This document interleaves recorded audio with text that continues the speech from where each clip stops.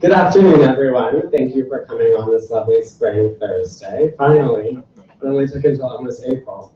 My name is Michael Henker. I'm the chair of the Student Senators Council and University Committee on Student Life. I'm also a senior in Gallatin. I'm going to sit down. This is our second town hall with President Hamilton. For those of you who are at the last one, thank you for coming back out.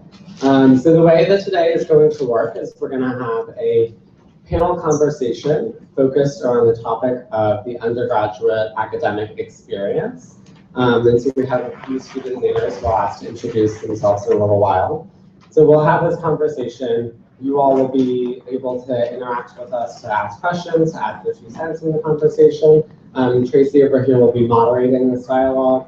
And then at the end of that, we'll move into an open question and answer, at which you can come up to the microphone, you can ask your question, President Hamilton will respond, and then we will ask, just so, because there are a lot of you who probably have questions that you want to ask, to respect everyone and all the questions in the room, we'll just ask that you don't ask follow-up questions. So if you do have a follow-up, we can connect offline about that, but just it's one question per person. So thank you all for coming. Thank you, President Hamilton, for being here to speak to the students.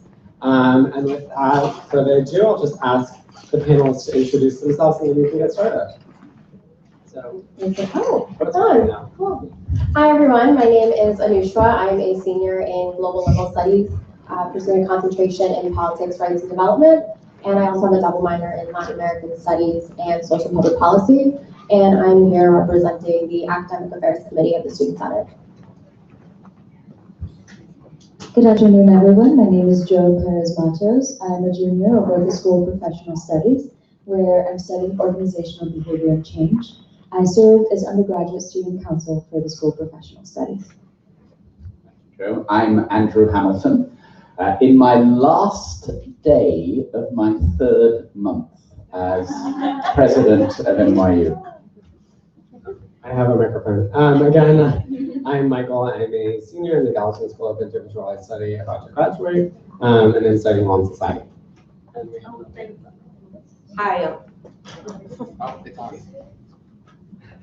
Hi, I'm Tracy Gardner. I'm the Deputy Chief of Staff in the President's Office, and I'm also an alum of the Wagner Graduate School of Public Service. Sorry. Okay. So I guess we'll just begin our dialogue. I don't know if you want to share some words to kick us off. Let me start, and again, having just arrived at NYU in early January, one of the things that I've been focusing a lot of my time and attention on is getting to know the university. This is a very large university. I don't need to tell you all that. It's a very distributed university around New York City, and these days around the world. There is a lot to get to know, and one of the most important groups that I need to hear from are the students. And so I look forward to today's town hall. As Michael said, we had one a few weeks ago in this very spot, and I will look forward to future opportunities to hear from the students. This is very early days for me. I've spent the last 6.5 years, as I think all of you know, in a different university, in a different country. And so there are a number of aspects of student life in the United States that are less familiar to me than they would have been if I had come to NYU directly from another university in the US or even internally within NYU. So that's why I find these opportunities very valuable, to get a chance for me to hear from you about issues that are important within the student body. I was here, as I said, a couple of weeks ago. However, it's only today that I have learned that we are actually sitting, Jo, in a swimming pool. Did you realize that? That we are in the deep end of the swimming pool, and deep end literally and figuratively. So that'll help us think about the way in which we swim our way out of here.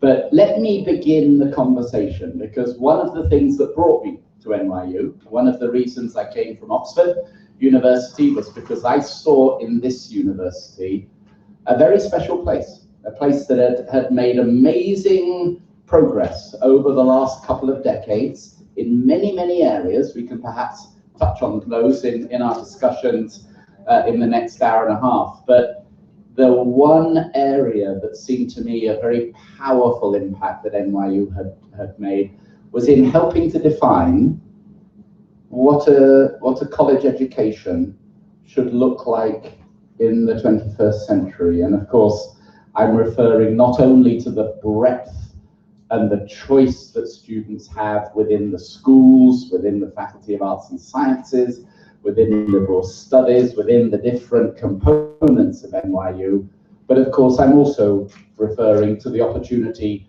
that NYU students have to study abroad, to really get an insight into the complexity of the world through studying out in the world.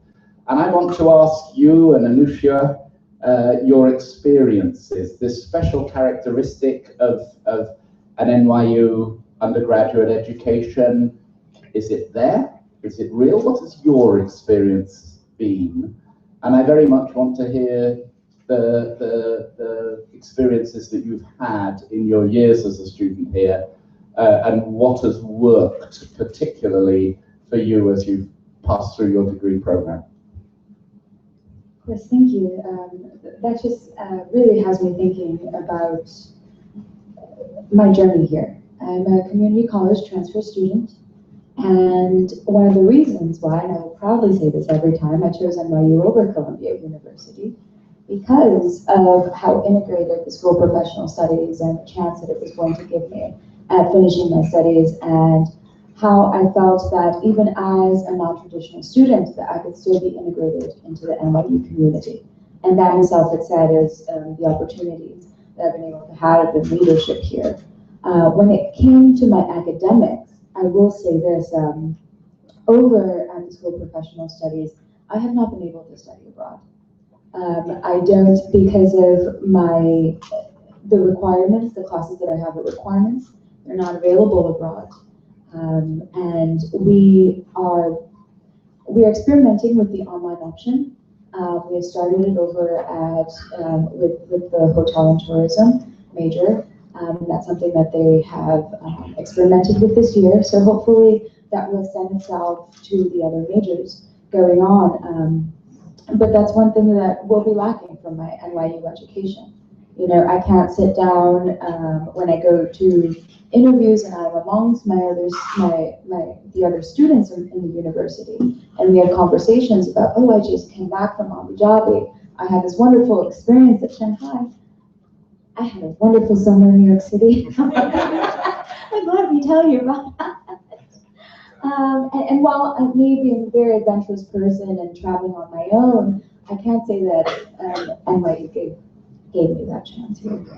Well, Joe, that's important for me to hear, because obviously one of the inevitable challenges of the phase of evolution that the net global presence of NYU is in is that, of course, not all courses are offered, and that's something that as we expand, as we increase course offerings, we should be focusing on areas like yours to make sure that there are opportunities for students to have the benefit of a study abroad. So thank you for raising that. Yeah, because I do believe that NYU does a wonderful job at bringing in the non-traditional student. I mean, there was scholarship available for me. There was opportunity available here. It's when we are here, how does university integrate that student into the NYU and the greater NYU community? Yeah. And that's an incredibly important point. I do think that one of the inevitable consequences of NYU, being large, having many different schools, including SPS, is that we have a diverse group of students from diverse backgrounds, and integrating those students, having them feel part of the community is a very important thing. Obviously, opportunities like dorm activities, student clubs, student athletic groups, all of the different activities that cross the university, that aren't focused in a single school or a single department, are one of the opportunities to do that. But you raise important issues. The folks at Student Life spend a lot of time thinking about these things, and the many wonderful student volunteers who play leadership roles have a key role to play here as well. Anusha, what about your perspectives? I mean, I have a bit of a different perspective. I mean, I study, like I said, global liberal studies, so global's in the title. I studied away in Madrid. I did a year away in Buenos Aires. I went back because I loved it so much during J-term through Abu Dhabi. So I've definitely had the opportunity to experience the different global opportunities outside of just academic coursework. I've had different student life opportunities to do service abroad and domestically through NYU. But I guess for us, specifically for GLS students, I think one of our major concerns is, when we do come back after junior year away, we don't necessarily, or at least I haven't always felt the same, I guess, legitimacy for my major from other students, because not a lot of students know who we are. We're only, my graduating class, we're 69 students. We're the 5th or 6th graduating class. So, I mean, we're a small program at NYU, and I think, from the stories of my classmates, like, we love it. I came to NYU because of GLS and the opportunity to have this experiential learning component while I was away my junior year. I don't know how many students can say that they lived in another country, and I worked at some of the top NGOs in Argentina, and that's, sparked my interest in water justice in Latin America. It's something that I had no idea about when I came to NYU. But now, as I come back as a senior, not many other students, know who we are, what we do, and sometimes that's disappointing for us as a student body when I think we contribute so much to the conversations here. Well, let me say that that's one of the issues we need to get liberal studies focused on promoting and communicating just what an outstanding program it is. I suppose you do touch upon one of the inevitable challenges, and I'll talk a bit more broadly in a second, but obviously students who study abroad are not studying in New York, and that means that they are not part of the continuing community here, and that brings with it some kind of re-entry challenges that it sounds that you've faced a little bit in your return from Buenos Aires. And I think, again, that's something that within the different student life programs we should be focusing on. We are proud of our global programs. NYU should rightly be proud of the fact that it has one of the largest numbers of students who study abroad of any university in the United States. And so you look at the numbers of NYU students who go abroad and compare it to the university I was at before Oxford, which was Yale. And Yale has tiny numbers. And of course that has great negative consequences on the experience of those students and their preparedness for the global challenges of their future careers. But of course it means that student life within New Haven is more coherent because everyone stays. I, for one, prefer the NYU model. I think it's a more mature, I think it's a more sophisticated approach to the world. But it does require us in New York to be more flexible and welcoming and making sure that those who've spent a year away are welcome back and slip right back into the student clubs and societies and what other activities they've been doing. Me? Okay, sorry. I actually have not studied abroad, just because I kind of got into the student government world, and this is what I really found passionate in. But I have had the opportunity to travel around the world, visiting my friends who were studying abroad, doing a bunch of other things. So I've seen a lot of NYU, but I also kind of not really along the academic lines, but just being an NYU student and being able, having a normal conversation to sit in the dining hall and have your friends say, oh, well, I just got back from Buenos Aires and I'm going to Abu Dhabi.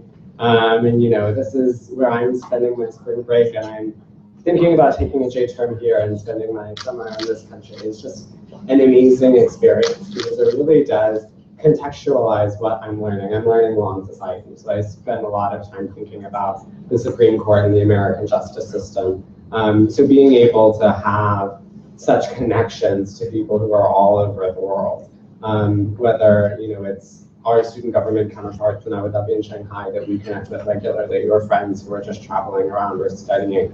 It really does, even though I haven't spent an entire semester somewhere else in a different location, it really does kind of contextualize what I'm studying and make it a little bit more deep and meaningful. Thanks. All right, so just by way of process, I have a couple of questions that I'm going to ask the panelists, some of which will be for all of them, some of which will be for some of them, and then we'll be sure to save time for everyone else who's here to ask questions on topic, if you have any, before we then transition to the open topic Q&A section. So the first question is going to be for all of you. And we hope that all students at NYU have multiple transformative experiences, whether they're, the friends that you make, or the experiences that you have in the dorms, or just being in New York City. But I want to ask each of the panelists to describe a transformative experience that you had with an academic focus here at NYU. I'll start.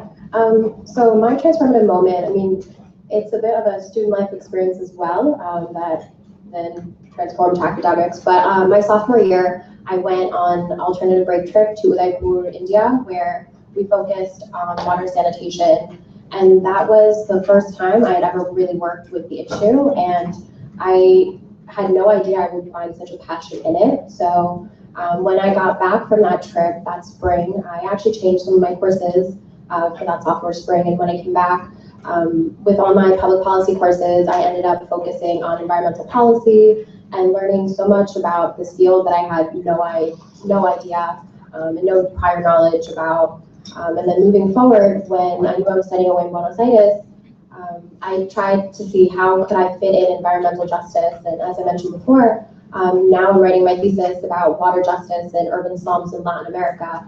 And through GLS and through NYU, I've had numerous opportunities to take advantage of different research and global grants. So I've traveled to Honduras, to Peru, elsewhere in Argentina and Chile, and I've gotten a lot of this firsthand research experience that I'm using in my thesis. So it all started from an alternative break trip that I was just going because I wanted to see another part of the world. And 2 years later, this is my field of my specialization, and I'm looking into master's programs in this topic. That's so amazing. If for mine, as I said, my concentration is organizational behavior and change. So it goes along the line of strategy, of how we work with organizations to work with mostly executives, top levels. We in the classroom, we learn about organizational structure and how is it that businesses are transforming today. No longer are they the hierarchical ones. We're looking at more flat organizations. There's new types of leadership coming out. And for me, being able to implement what I've learned in my classroom when it comes to my role in student government, when it comes to governing my council, and really highlighting the talents of my fellow students. The strategies that we learn in the classroom have really just transformed the student government that I know today, that I've been so happy to be a part of this year. And through that, we've been able to create new initiatives over at the School of Professional Studies. We're mostly the lesser known school on campus. I think we've done a really good job at making our name for ourselves this year. We had our first ever Spirit Week. We were able to raise funds for our students that are having trouble in the last semester of graduation because of financial reasons, work, and that has been one of the most transformative experiences for me, is really being able to implement what I'm learning firsthand in the classroom hands-on with my student government and being able to just contribute in my NYU community. Thank you. So I think I'll start before college and say, in high school, I think a common experience is that you feel you would go to class to learn, exactly what you were learning in class, and history was history, and art was art, and science was science, and that was that. So I came to NYU wanting to study politics and journalism, and so I spent my freshman year. Just to preface this is going to be a very Gallatin answer. So you'll see what that means if you don't understand. So I spent my freshman year kind of keeping to my classes, learning academics for the sake of learning academics and taking classes to pass them. And then in sophomore year, I stumbled upon the issue of food deserts, which was interesting for me because I've always been very passionate about food. You can see that I could collect because I cut myself off.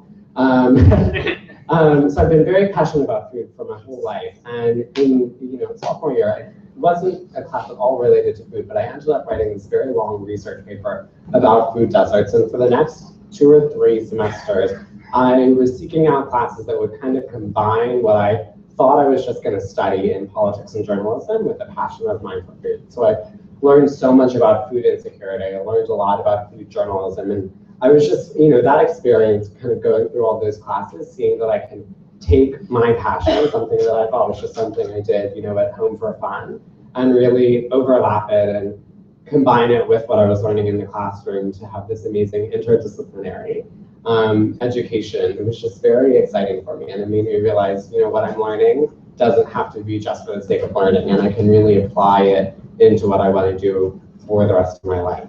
And so it's a very exciting and transformative experience. Can I just follow up the question, Yes. Tracy? Each of you have described a really special moment where you found a passion, whether it's food or water security or other areas. And how is there something NYU can do to provide opportunities for more students to hit that sweet spot, to find, is it travel, as you described, Anusha, or some other mechanism to give other students the opportunity to find that thing that gets their heart beating faster?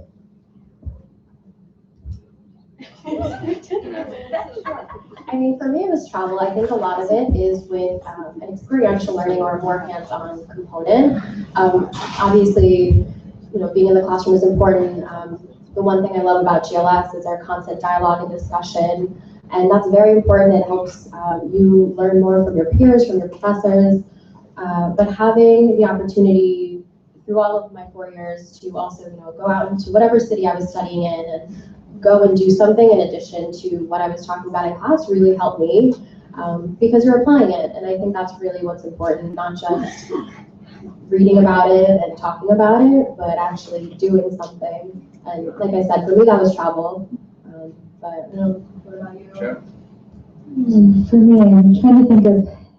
And what might work for a wider range of students? Not everyone finds that special area to dedicate a significant part of their life to, and how might we put it in the way of students throughout their 4 years?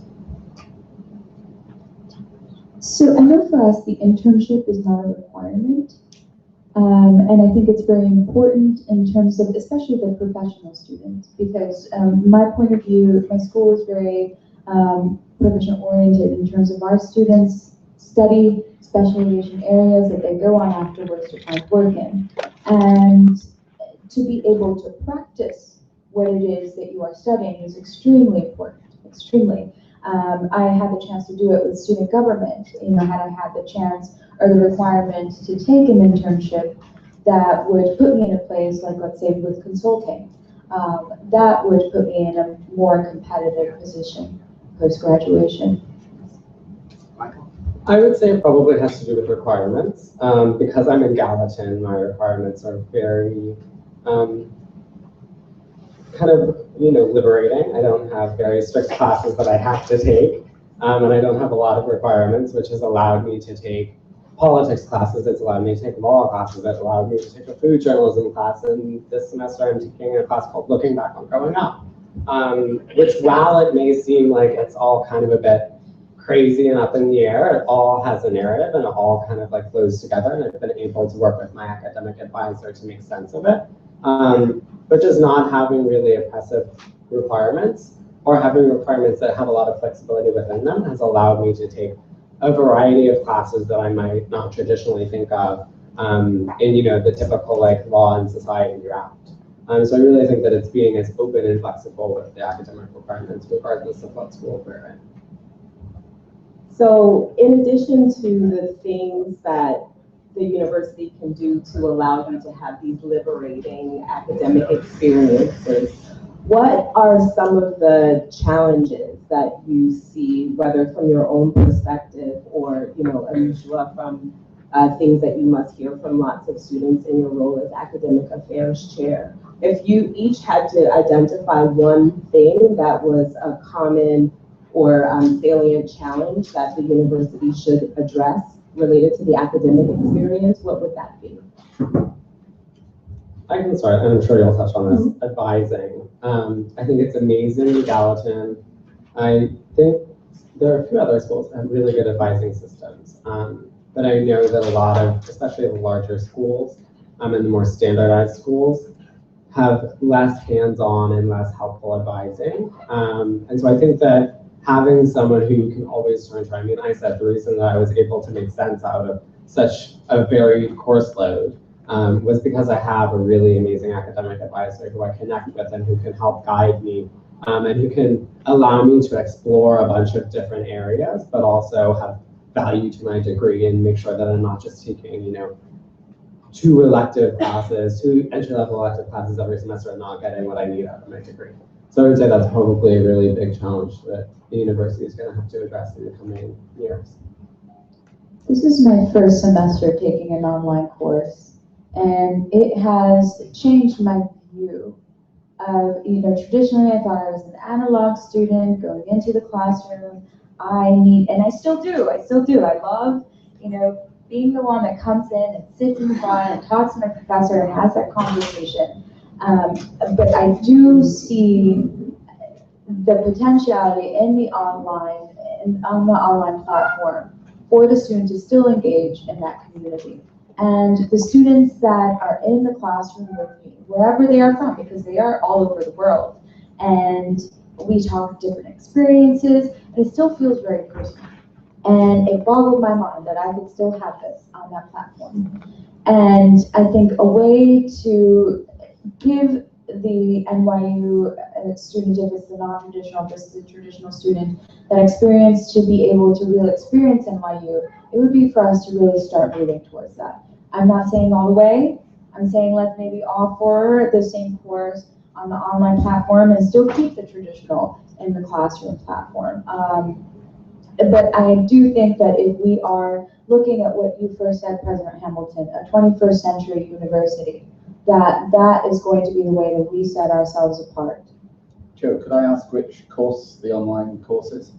Current Issues in Organizational Behavior with Professor Anna Tavis. She's absolutely wonderful. Professor, this is a plug-in for you. And you said that there are other students from all over the world, though they are located in some of the NYU study away sites. They're located in different countries. They're not in different study. Well, in terms of if they're in Prague or if they're in Abu Dhabi, no, they are in South America. Okay. And they just either, well, the thing is with some of our students over at the School of Professional Studies, some of the degrees that you are able to have them online. Yes, okay. And they do offer that. Not all, but some. But you clearly find the educational experience of the online course as powerful and as engaging as your analog courses, as you call them. I will say it's different. It's different, but it's still just as engaging. Okay. I am still learning the same. The conversation is a little, it might be backlogged. Let's just say that, because if I log in as I will after this, when I go into post in my classroom, a classmate might not respond until 2, 3 a.m. Everyone has their own timeline, but that's because we're also students who are working. When we think of the professional student, these are students who have to tackle the academic requirements along with their full-time jobs, along with families, along anything else that life throws at you. And I still have that, just in a different kind of way. Thank you. Advising. I mean, I can talk about academic advising for hours. I won't. But I think in addition to advising, one of the biggest challenges that my committee definitely looks at are the accessibility of resources. So, when you don't have maybe the greatest academic advisor, you have to look at, what resources are offered to you to help you make wise decisions. So, course evaluation, syllabi, and not all of these resources are public for all students. So, we're constantly getting requests from students, can you look into why my school doesn't have X available, but the other school does have it. So that's something we're constantly looking at.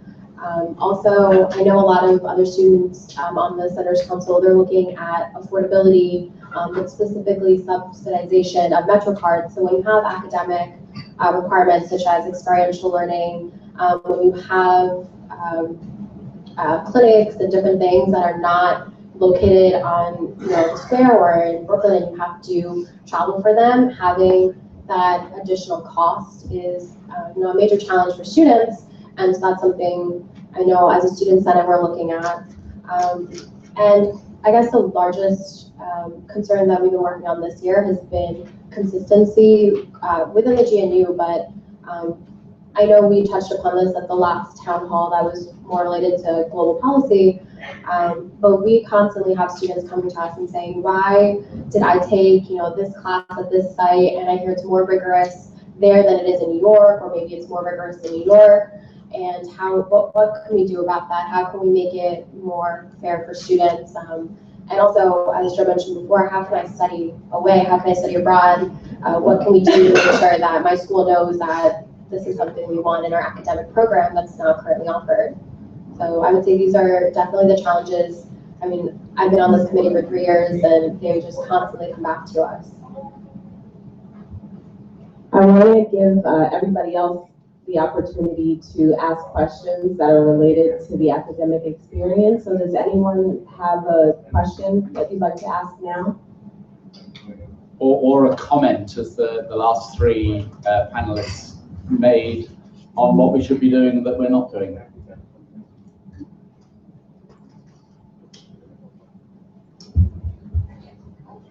Juan.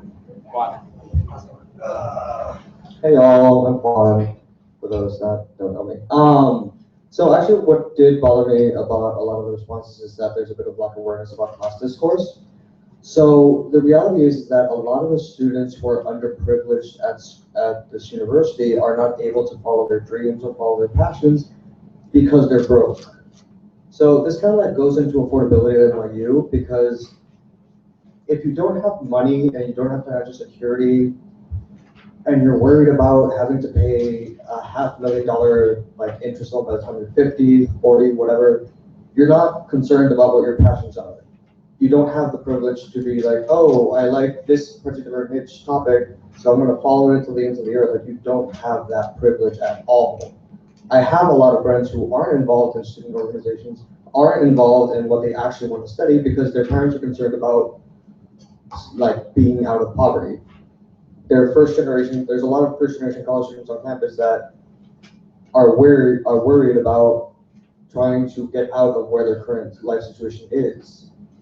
They look at their parents, they look at the struggle, they look at the pattern of immigration, of being political refugees. There's a lot of other discourses on campus, and they're trying to get out of that.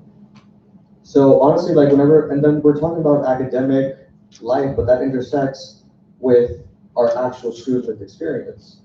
Like, we can't pretend like our academic passions and our academic pursuits and our academic success is somehow capable of being isolated from our lived experience and the shortcomings of the university when it comes to feeling oppressed, feeling violence, seeing violence on this campus. We can't ignore that. So this isn't an isolatable topic. Like, it has to be intersectional. We have to understand that if you think it's isolatable, that there's privilege in that discourse, and two, that it's not isolatable, and that we need to address these issues that we've been addressing continuously on campus and will continue to address, but they need to be addressed with urgency. It can't just be conversations held up year after year after year. Okay. One, you are not wrong.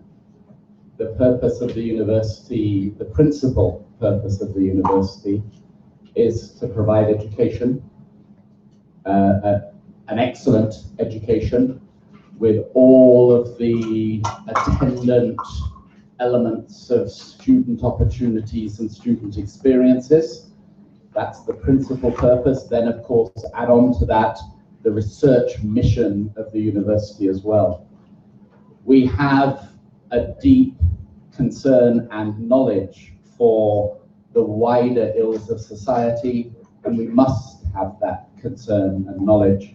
But one of the ways we tackle those is by educating students from all backgrounds, from disadvantaged backgrounds as well as advantaged backgrounds, and sending them out into the world as graduates with both the skills to contribute to the world through their careers, but also with an understanding of those critical issues of inequality and injustice that you touch upon.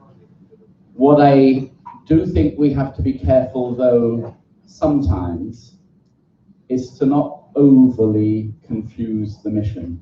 You know, we alone cannot solve the social ills of 21st century American society. We can contribute to solving them through our education and research mission, but we shouldn't overly deflect ourselves from providing the highest quality education and the most relevant education for our students that we can, so they can contribute to making the world a better place. It's not disagreeing with you at all, but I do think we have to step back occasionally and just remind ourselves what we do here. And we do research and we teach. And part of that teaching mission is to be sure our students understand the world in all of its deficiencies and all of its complexity. Can I add on something? I'm in the pool right now. I'm going to walk myself out. My story will not be every student's story. I'm a first-generation Dominican American. My grandmother is a homemaid. My mother was going to nursing school, and because of injury had to stop. I started university not knowing anything about what college was. I didn't have parents that went to college, so they couldn't guide me through that process. And I went to class. I got a C, and I thought it was the end of the world for me. That was it. I wasn't good enough for college, and there ended my first attempt at college. I went into work, and when I was ready, I said, you know what, this is something I always wanted for myself. I want to finish my college education. I want to provide that opportunity to my family moving forward. And I started my journey, and when I transferred, when I was at community college, I never thought about an NYU. I never thought. And someone told me, hey, try it. And I did. And here I am today. And the opportunity that the university has given me, along with my fervor and my own wants and dreams for myself, have pushed me to where I am today. And I always say this, it doesn't matter what I learn here if I can't take it back to my grandmother who doesn't speak English and teach her what it is that I'm learning in my classroom. And that is very important for me.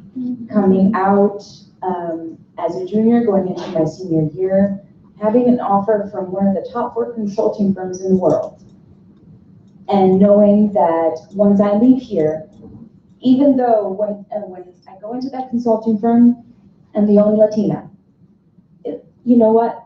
That's just part of it right now. That's part of what we face today. And I know that my mission is to open that door for others along the way. To, hey, become a mentor to someone else. To say to someone else the same way someone said to me, you can do that. And that's part of our missions here too. You know, I'm sure anyone else here can have that same kind of story. We all come from different backgrounds, but this is a place where you get to not put that aside, because it's what's going to push you to move forward. And it's part of the mission of the university. The university is going to be here past whenever we move on. It's a building. It's a concept. It's an idea. We're the ones that breathe life into it. We bring those ideas to the classroom every single day. Just keep bringing that with you. Keep bringing that with you.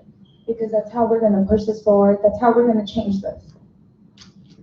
Thank you, Joe, for sharing that, your personal story and that inspiration. And I just have one final question before we open it up to everyone for any topic questions. But in the same vein as Joe just gave some advice or inspirational words, I just wanted to ask Michael and Anushua if you have any piece of advice that you want to share with your colleagues here in the room and others online about how they might take advantage of the academic offerings here.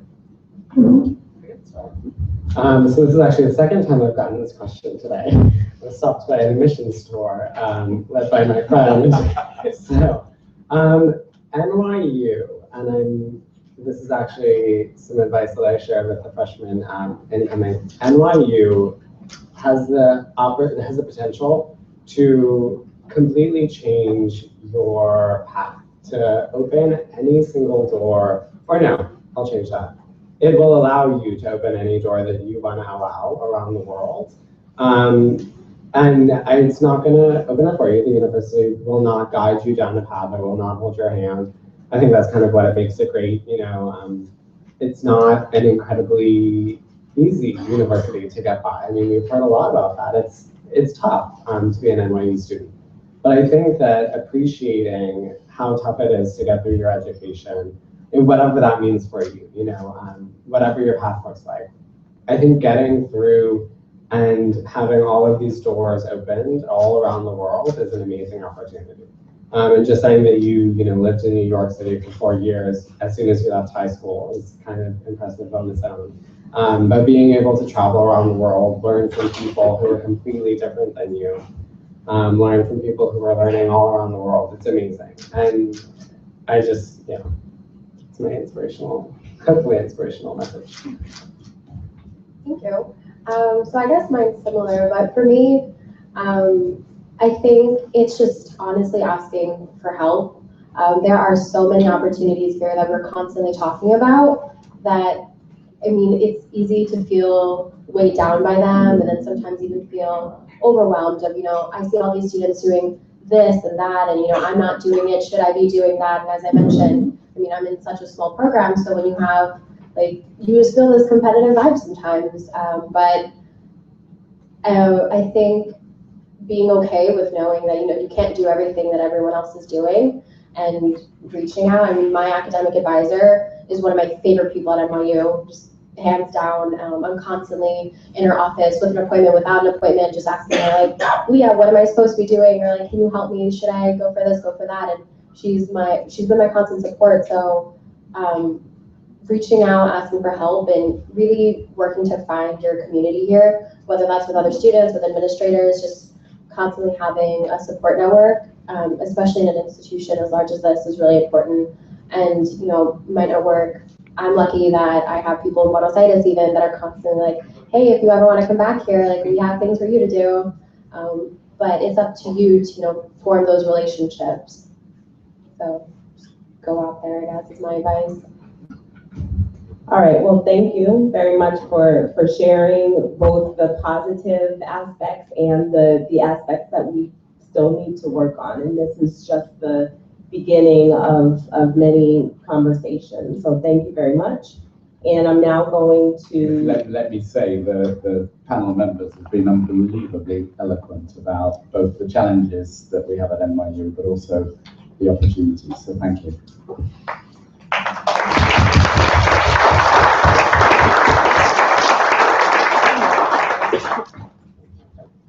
Hello, I'm going to stick up here and moderate the open Q&A. If you all want to stick up, you can. If you're not, you can join the audience. So the way this is going to work, we did the same format last time, but I have a few questions that were submitted online. I'm not being rude, I'm just reading those on my iPad. So we'll alternate between them and the questions in the room so we give everyone the opportunity to speak. So if you would like to ask a question, I'll start in the room. If you'd like to ask a question, just raise your hand and you can go up to the microphone. President Hamilton will respond, and as I said, so we can get to everyone, we're not going to allow people to ask follow-up questions, just so that we can allow as many voices as possible. So questions in the room? Yes. Oh, it's up there. Great. That's a little weird. Hi, thank you so much for the panel. I'm Alex. I'm a member of NYU Divest. And I really want to thank you. First of all, just to stick with the topic, I've had an amazing academic experience at NYU, which is one reason I'm very passionate about feeling that I'll be really proud of being an NYU grad when I graduate. And there's a lot of things that I need to happen to make me feel that way personally. I really want to thank you today, Mr. President, for getting back to NYU Divest about meeting dates to meet privately with you. It's amazing. We're also really grateful for all your efforts to listen to students, especially about affordability. We understand that you're new to our university, and I'm sorry if I'm reading during this. We'd like to communicate to you why students have felt the need to escalate lately, why there's been a lot of frustrations. Many of our campaigns have spent over 3 years on campus, and a lot of that time has been spent waiting for administrators to respond, either to things that they've promised us or just responding to our outreach to them. For Divest, it's been over a year since the University Senate has voted in favor of divestment, and the board has still not taken meaningful action. You have listened to the student labor action movement and implemented a $15 minimum wage, and we are so grateful for that. It really proves that as a leader, you have the power to make things happen in a really speedy and efficient way. NYU Divest, the Incarceration to Education Coalition, and the Black and Brown Coalition want to know how you are going to use your power to push the administration to meet our urgent demands and also just to increase transparency and accountability. Thank you. You touched upon multiple issues there, and I'm not sure I can actually respond to all of them in the detail that you might want. But let me say that in these first weeks, I have very much wanted to listen to student concerns. Some of them are new to me, and the issue around the checkbox is a new one. It's not one that I have encountered in the UK, and I am looking forward to meeting with the IEC group also in a few weeks' time.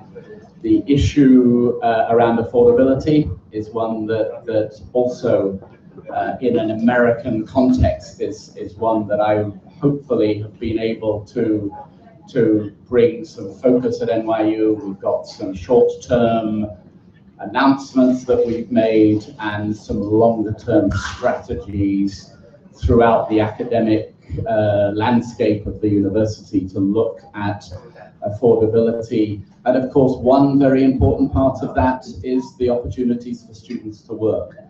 And so the proposal that we announced a few days ago of moving up the minimum wage for student work, we see very much as linked to the affordability question. It's a way of us ensuring that students, particularly many of them who are working, are also on some form of financial aid, as a way of ensuring that further resources go to those students to help them through their NYU experience.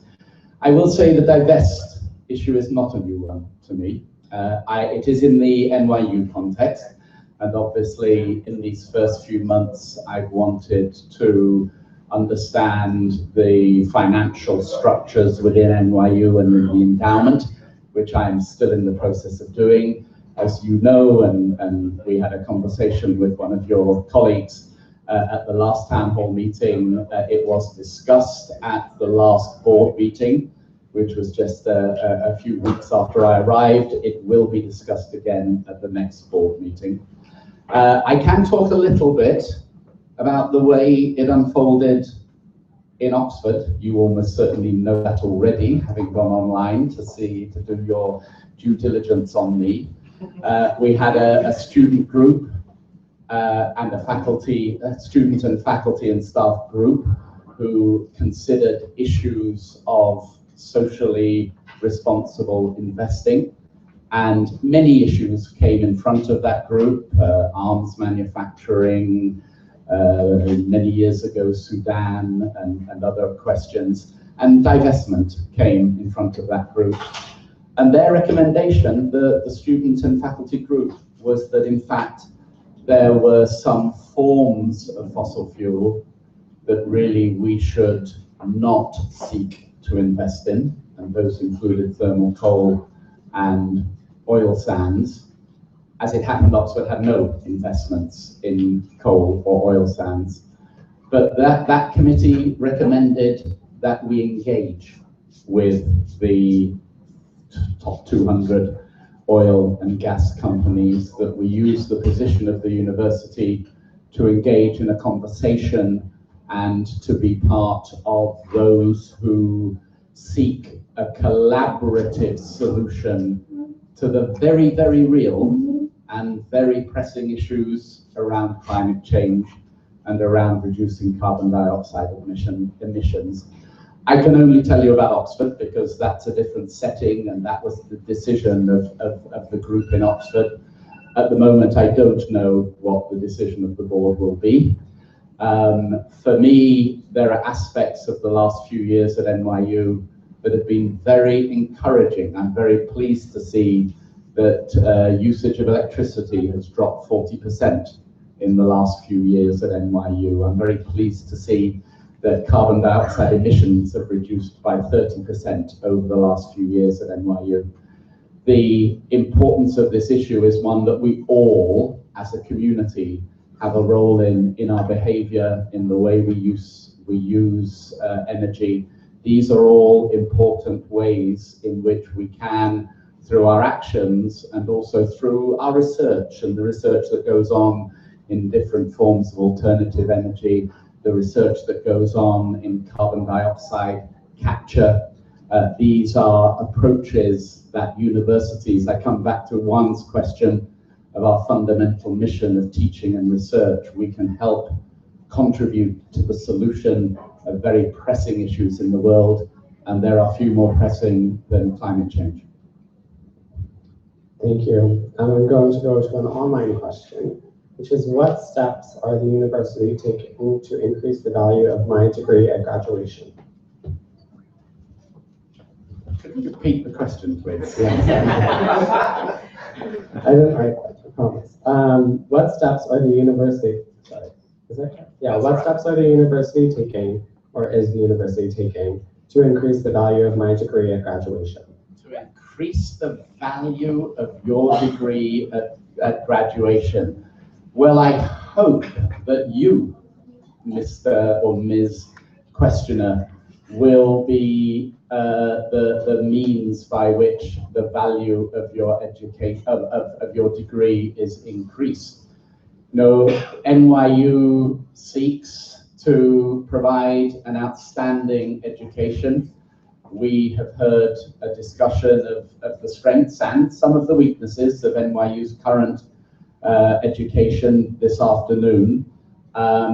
It is our graduates who act as our ambassadors, who send the message that to hire NYU students is something that any non-profit, any government agency, any company should be seeking to do.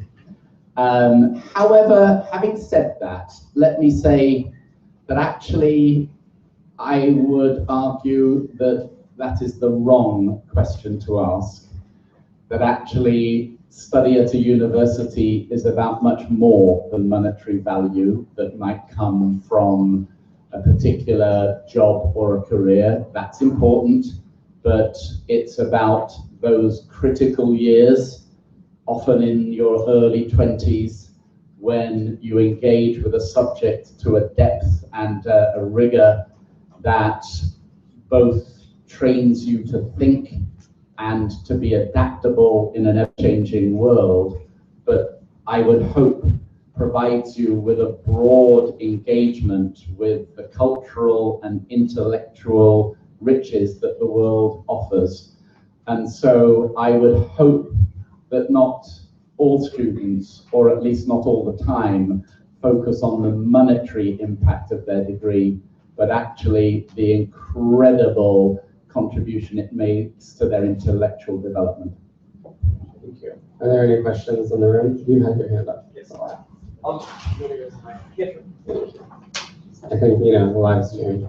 So that Abu Dhabi can hear you. Hey there. I'm Jerron Gordon. I'm a freshman at Tisch right now. I'm also a commuter student. My NYU experience so far has been an incredible experience. I very much so enjoy the academics part of everything. However, affordability, as with a lot of people in here, is a major concern for students. As a freshman, I am receiving absolutely no financial assistance from the university. I'm not receiving any endowment or any sort of financial package. And this is due to my unfortunate mistake of submitting my CSS profile late. However, going forward, I was trying to figure out solutions to this in which would be able to correct this mistake, something I knew nothing about in high school, a CSS profile. Beforehand, I only knew about FAFSA, but NYU requires this additional profile in order for them to qualify you for any sort of assistance. And so now I have to appeal. The appeal process, however, is a very complicated process and very competitive.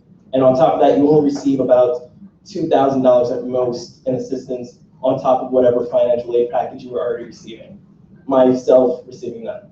So going forward, I don't know if I'll be able to make it to graduation because I would only be, or if I were to continue the way I'm doing now, I would be over $200,000 in debt.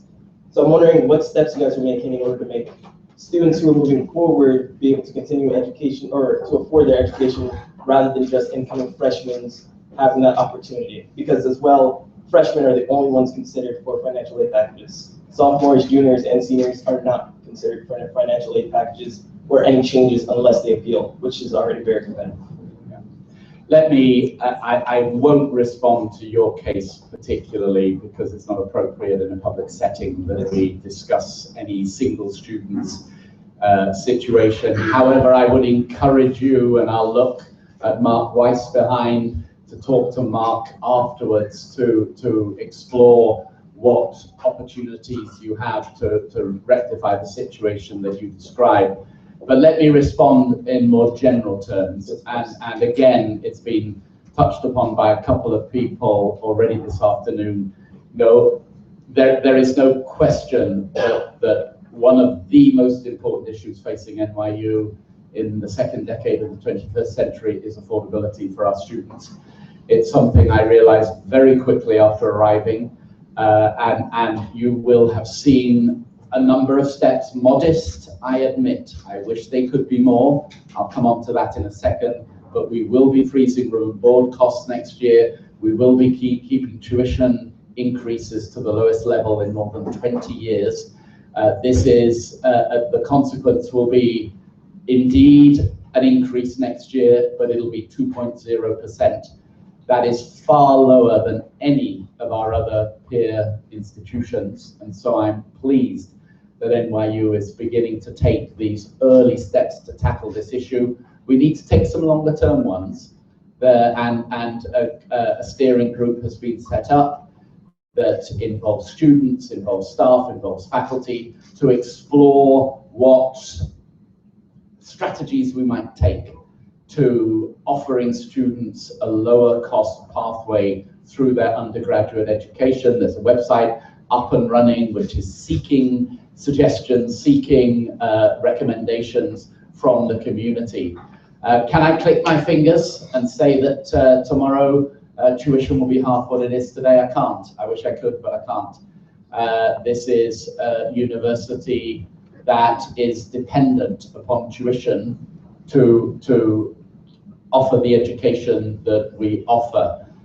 So we can tackle it in a strategic way, we can tackle it in a modest and immediate way, and we can also tackle it in a more substantive, longer term way. And I hope we're beginning to do all of those, but I fully accept that for someone in your position, that can come too late and can be a particular difficulty.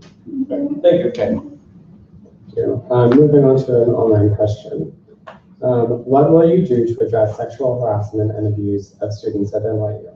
Oh, I think for me, this is a very, very important question. It's one that I've been pleased by the progress that NYU has made over the past months and years in discussing an improved climate on campus,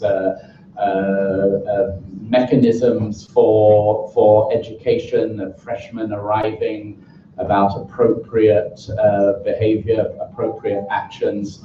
While I was in Oxford, we had a very successful set of consent workshops bringing to students, and I know that similar activities are carried out here, bringing to students early on in their time at university an understanding of what consent means and the important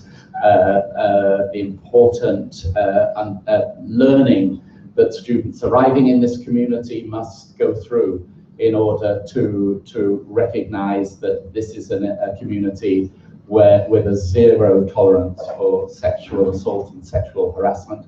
I'm pleased to learn of improvements in our procedures. I'm pleased to learn about improvements in our counseling, and I will seek to work with the student and faculty bodies, as well as with Student Life, Mark at the back there, and many, many others, to identify ways in which we can ensure that in the future this is an issue that is less and less prevalent at NYU. Yes.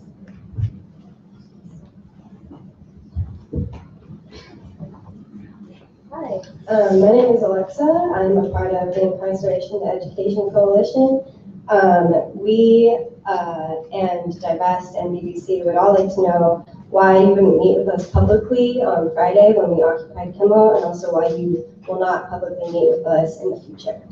I am looking forward to meeting with you, and we are finding a date at the present time to have a meeting with the IEC group to discuss the issues that you are focused on.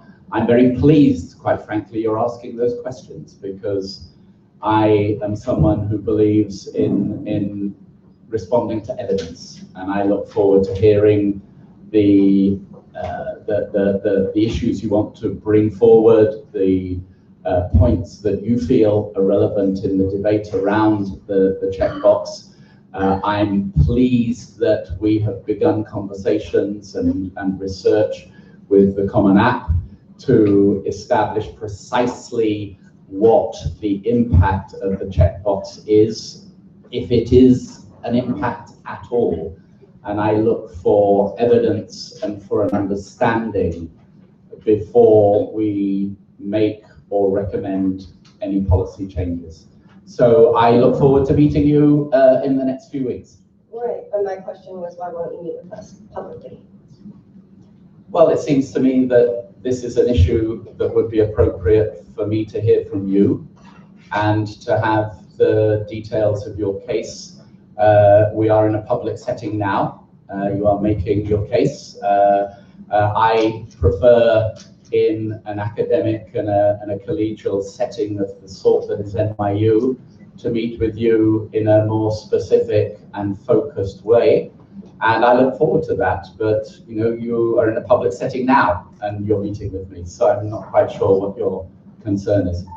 Oh, we just wanted I'm sorry, we're going to follow up questions, I'm sorry. If you're going to follow up afterward, that would be great, just because we have a lot of questions online. Okay, so the next question online is, how do you plan to expand academic diversity in terms of courses and programs for an education that is relevant in an ever more interconnected world? Do you want me to repeat that? Yeah, could you just again?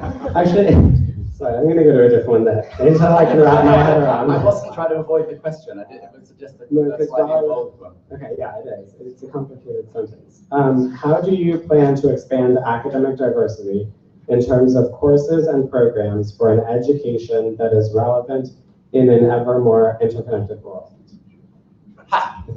Yes, indeed, it is an ever more interconnected world. I couldn't agree more. I think that we need to ensure, and perhaps the best way I can answer that is to refer to the many conversations that even in these first few months we have had among the different schools to enhance offerings that cross school disciplines. And so it was great to be at Tandon a week or so ago for the announcement of a major new program linking the law school and Tandon on cyber risk and security, critically important in the ever more connected and vulnerable world that we live in.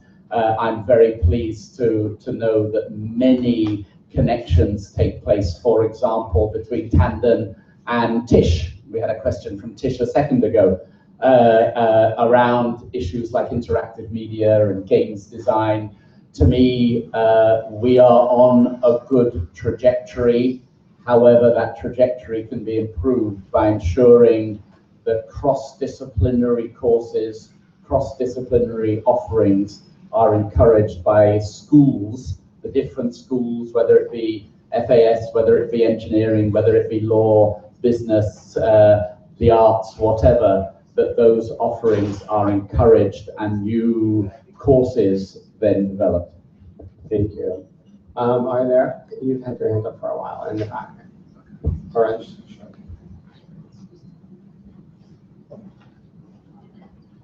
Thank you, President Hamilton, and everyone else for hosting this town hall. I would like to speak on a few issues. I'll do so briefly, but my principal issue, I'll abbreviate. The first one is the affordability issue. I walk around this campus and go into the library, and I can immediately see where my money is going, and that is appreciative. When I think about the cost versus what my peers are paying at Hunter College, for example, as an education major, that is a little disconcerting. However, I chose to be here, and I'm going, and I know in most instances where my money is going, and I'm very pleased about that. In my major as a music education grad student, there isn't much room, any flexibility concerning studying abroad or even being a double major or even minoring in something. That is something that I am a little disappointed about because I want to be a person who is well-rounded and learn it in areas academically that interest me terribly so. Also, that includes studying abroad. For undergrads, that is an opportunity. However, for grad students, it isn't. I asked my advisor, and she said that unfortunately it can't be done. So I am a trifle disappointed. However, on my own, I have taken a class that I audited, and I was able to not only learn the language, but I traveled to the particular country on my own. So in that sense, using my cognition, I have found a way, and I believe that if you search, then a way can be found. However, the most disheartening issue, and I won't go into it I won't go into it at length, is the class that I had taken during the fall semester.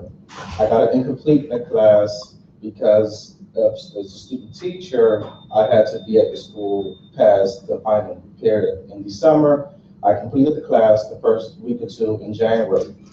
I asked my professor about the grade, and the response was, long and short, you have to audit another class to get the grade for the class that I had already registered, started, and completed. Then I wanted to find out this particular semester if I could be placed in another environment that could best service my needs. Again, this is the whole disappointment that I'm experiencing about NYU that sometimes has made me question whether or not I've made the right decision to come here, considering the high costs that I've been charged. I am writing a thesis about vocal choral music. I've taken a vocal choral conducting class, and I'm taking a vocal practicum. I don't, for the life of me, understand why they placed me in a band setting. The teacher teaches 5 classes, and for 3 of those classes, I do nothing but sit in the back of the classroom and do nothing, or I choose to do classwork from another class.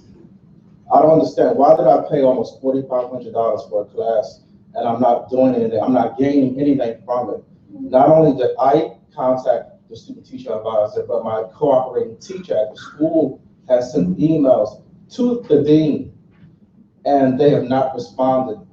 Say, from one experience, the teacher said, the advisor said that it's too late to change his assignments, albeit I had came to that professor the last week in January, first week in February, and said that this is not the right environment for me to be in, for me to thrive. She has done my evaluation to cooperating teacher, and there are so many NAs not applicable that have been circled because she can't properly evaluate. I just don't understand it. So has gone all the way up to the dean. The dean met with the faculty, and she issued a statement saying basically this is perfectly correct. So I met with her rather than meeting with the dean above her. And she said she would look into it. She said she wanted to have a meeting with the faculty. She had the meeting with the faculty. And before that meeting, I said, I want to sit in that meeting so there's transparency about. She had the meeting, and another issue was made that I should be perfectly pleased with where I'm at, and that I cannot get the grade. Can I ask you, you're at Steinhardt? Yes, sir. Yeah, and your degree program is the master's in music education. In music education. Yes, initial certification. Let me just say a couple of things, and I suppose the first comment you made about opportunities to study abroad, obviously at graduate level, you know, that can happen. Steinhardt is a school that has many links to the global network and many activities going on, and faculty who teach in the global network. I suppose for graduate students, it's less, because of the very nature of the focused education, that either a master's degree like yours or a doctorate, that it depends on the relevance of the international study to the particular degree you're taking or the research project you're pursuing as a graduate student. You know, the inevitable nature of graduate education is it is different, and it is more advanced, and it is more focused, because that's the nature of it. With respect to your comment on your experience in the course, obviously, again, it's hard for me to respond to the specifics, other than to encourage you to continue to push where you're already pushing at the Director of Graduate Studies at Steinhardt, to make your concerns known. And, you know, again, perhaps I can connect you with others within the graduate program who can perhaps listen to your concerns and find a way to respond to them. It's an issue clearly within the academic program that is laid out for your particular degree. And it sounds like you feel you're in the wrong course. But is it because there were not other more relevant courses available for you, or that this was the course that your supervisor felt was most appropriate for you? And those are questions really not to have in this larger setting, but that I would encourage you to pursue at Steinhardt with the folks there. Thank you for the response. However, I have spoken with the dean twice. Okay. And again, when I emailed her and I said that I would like to sit in a meeting with the faculty members. Their response was that we'll turn it incomplete until withdrawal, and that we had determined that you should change your major. This was before. We only have a few more minutes left. Let's take it offline, because it is a very specific personal thing for Yes. you, and again, it's not terribly appropriate to discuss in a public setting. Okay. But I'd be more than happy to try and connect you with those who might give you advice about what your options are at this point. Okay, thank you very much, sir. Thank you. Thank you. Okay, I think we might have time for one, maybe two more questions. I'm going to ask an online one, and I've read it and it's clear. So, how do you think the in-classroom experience should change to provide a better learning environment? That's a great question. Obviously, it's a very tough question because it's so broad. The in-classroom experience can be very, very different in many, many different settings. I suppose the single short answer would be to maximize student contact, student connection with the teacher.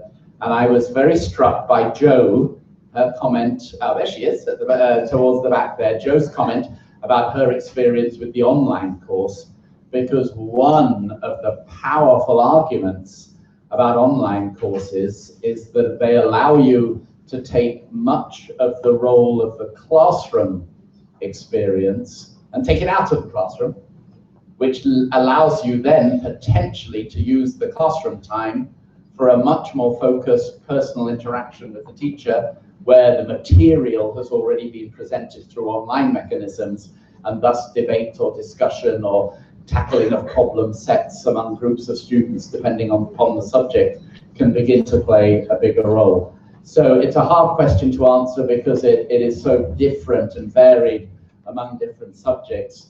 But if I had to place a bet of what will be one of the biggest influences on changes in the classroom experience, I would follow on Jo's comment that it'll be online resources, technology-enhanced learning that will allow a much closer and a more effective student-teacher contact. Thank you. I think we have time for one more question. How about you? Hi. So I'm a graduate student right now at GSAS studying biology. And I know the past few years since I've been here, we've had a lot of advances in buying lab space for biology and things like that. So I was wondering if you have any plans for any more expansion for laboratory sciences. Well, that's a great, you're talking to a lab scientist, so there's nothing I love more than the smell of a lab. Chemistry labs, any of you have been in them, they have a very particular smell, and for most people, it sends them running. For me, I take a deep breath. It's what the subject of chemistry is all about. It's a really important issue. I don't mean to make light of it, and it's one that is a particular challenge. And I won't beat about the bush. It's a particular challenge at NYU.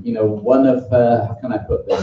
One of the reasons we all love to be in New York City, and particularly in Greenwich Village, is the same reason that actually makes it quite hard to build lab buildings in an environment like Greenwich Village. This is something that we need to tackle in a multifaceted way. One of the things that's happening in the science area along Washington Place is a systematic renovation of old space, turning it into new cutting-edge lab space. It is a fact of scientific life that you do need to constantly keep investing in science buildings because they take a lot of wear and tear. It's the nature of science.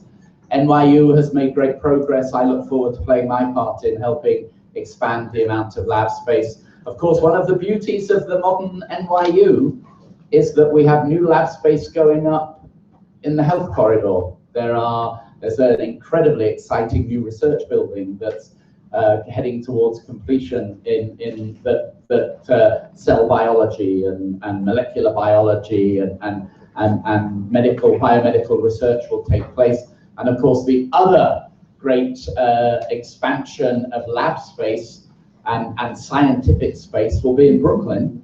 And next time you go to Brooklyn and that kind of central area where Tandon is, have a look at the huge building covered in work, cloth. that is called 370 J Street, and that's nearly 500 square feet of scientific space. It'll be a key part of Tandon in the future. It'll be a key part of the way in which data sciences expand. It'll be a key part of the way we expand cybersecurity, research and teaching, as well as we think there are huge opportunities in interactive media. And that will be part of another issue that I think is pressing in NYU right now, and that is the way in which we think about the role of Brooklyn in the landscape of the university. And it will be a place where potentially new science space can be found. Great, I can't think of a better question to end on for you. I'd like to just say, I know that this is your second town hall. This will be my 13th and final town hall. So I just think, the Student Centers Council has such a privilege to be able to host, 3 to 4 town halls with the president every academic year. It's an amazing opportunity to connect with the students and to have them be able to hear from you directly. I've had an amazing experience, especially in these last 2. I think that these panel conversations we have been really amazing and enlightening about, what the student experiences is and what your perception of the university is. So moving forward, I hope that these will be live streamed so I can join in online. But I would just like to thank you for coming to these and to answering questions, and also thank everyone in the room for participating. Well, just before we close, let me thank you, Michael, and the other members of the Student Centres Council for your role in welcoming me as a new president, making sure I am immediately aware of the student issues at NYU. You have done that very effectively. It's not an easy thing transitioning from one president to a new one, and you guys at the Student Senators Council, you pulled the short straw in actually being in post while the president changes, and there's always a bit of turmoil at the end of one president's term and a bit of befuddlement in the new president's arrival. And so, you have handled that, as your other senator colleagues have done as well, with grace and being hugely helpful to me.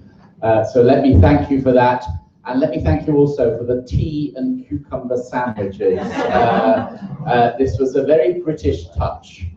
I have to say to everyone, when the question from the Tisch student came earlier on, that my wife and I had a fabulous experience on Monday because we went to see Hamilton, and it was brilliant.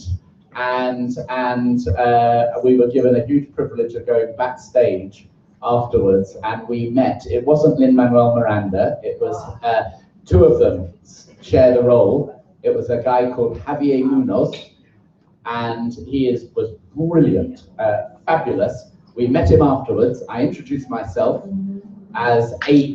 Ham, the new president of NYU, and what did he say? I'm a private graduate of Tisch. So the star, the co-star of Hamilton is a Tisch graduate. But if any of you have seen Hamilton, the British are not treated well in Hamilton. They are made fun of. So I am very grateful for you, Michael, for being so welcoming to a descendant of King George III. Thank you all.